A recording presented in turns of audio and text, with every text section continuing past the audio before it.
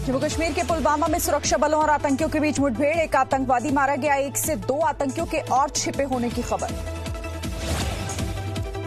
जम्मू कश्मीर के पुंछ में मनकोट सेक्टर में पाकिस्तान ने सीजफायर तोड़ा, एलओसी पर की फायरिंग, भारतीय सेना ने दिया मुंहतोड़ जवाब।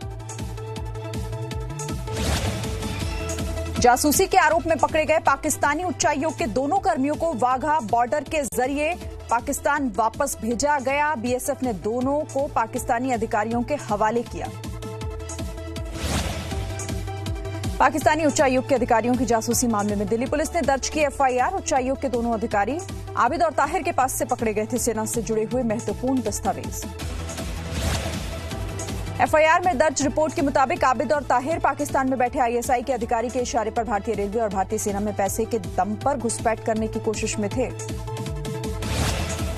दिल्ली के करोल बाग से पकड़े गए दोनों अधिकारियों के साथ ड्राइवर के तौर पर आईएसआई का एजेंट जावेद भी मौजूद था, जो पाकिस्तानी उच्चायोग की गाड़ी लेकर आया था। पुलिस ने जावेद को भी गिरफ्तार किया। आज उद्योग जगत को पीएम मोदी करेंगे संबोधित, सीआईआई की स्थापना के 125 साल हुए पूरे। कैबिनेट की मीटिंग में किसानों, छोटे उद्योगों और रेहड़ी पटरी वालों के लिए कई अहम फैसले। 14 फसलों पर किसानों को लागत से 50 से 83% ज्यादा कीमत मिलेगी। रेहड़ी पटरी वालों के लिए 10,000 रुपए के कर्ज की योजना को कैबिनेट की मंजूरी, योजना को प्रधानमंत्री स्ट्रीट वेंडर आत्मनिर्भर निधि नाम दिया गया। सरकार ने सूक्ष्म, लघु और मध्यम उद्योग यानी एमएसएमई की परिभाषा बदली, एमएसएमई को 20,000 करोड़ रुपए की सहायता का ऐलान। 20,000 करोड़ की मदद से 2 लाख एमएसएमई को होगा फायदा। अब 250 करोड़ रुपए तक के टर्नओवर वाले बिजनेस मीडियम एंटरप्राइजेज कहलाएंगे। प्रधानमंत्री ने कैबिनेट में लिए गए फैसलों पर कहा, हमारे अन्नदाताओं, मजदूरों और श्रमिकों के जीवन में आएंगे सकारात्मक बदलाव। केंद्रीय मंत्री स्मृति ईरानी ने अपने संसदीय क्षेत्र अमेठी में लापता पोस्टर पर कांग्रेस को घेरा, ट्वीट में लिखा, 8 महीने में 10 बार गई अमेठी, सोनिया गांधी कितनी बार गई अपने संसदीय क्षेत्र। स्मृति ईरानी के खिलाफ उनके संसदीय क्षेत्र अमेठी में लापता सांसद से सवाल नाम के पोस्टर लगाए गए थे। कांग्रेस के नेताओं ने इस पोस्टर को लेकर स्मृति ईरानी से सवाल पूछे थे। राज्यसभा की 55 सीटों पर चुनाव की तारीखों का ऐलान, 55 में से 37 सीटों पर निर्विरोध चुने गए उम्मीदवार, बची 18 सीटों पर 19 जून को चुनाव।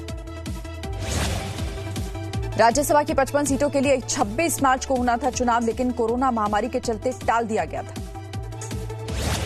देश में कोरोना संक्रमितों की संख्या 1,90,535 हुई, अब तक 5,394 लोगों की कोरोना से हो चुकी है मौत। देश भर में 91,819 लोग कोरोना संक्रमण से ठीक हुए। एम्स के डायरेक्टर रणदीप गुलेरिया ने कहा, संक्रमण का उच्च स्तर आना अभी बाकी है।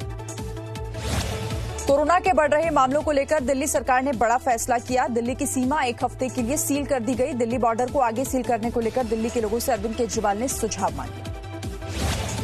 दिल्ली में कोरोना संक्रमितों की संख्या 20,000 के पार पहुंची। राज्य में अब तक 523 लोगों की कोरोना से जा चुकी है जान।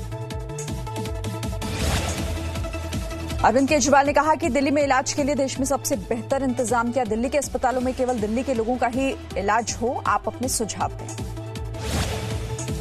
दिल्ली में अब सभी दुकानें खुलेंगी, पहले दुकानें ऑड इवन के आधार पर खोली जा रही थी।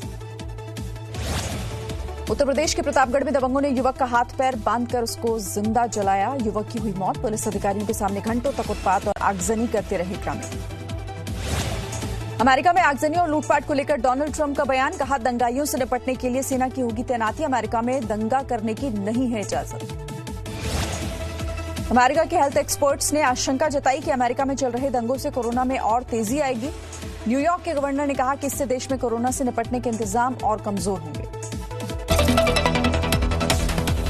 No signal, no worry. Presenting Zee News app with live TV, latest updates and expert opinion. Available on Google Play and App Store. Download it now.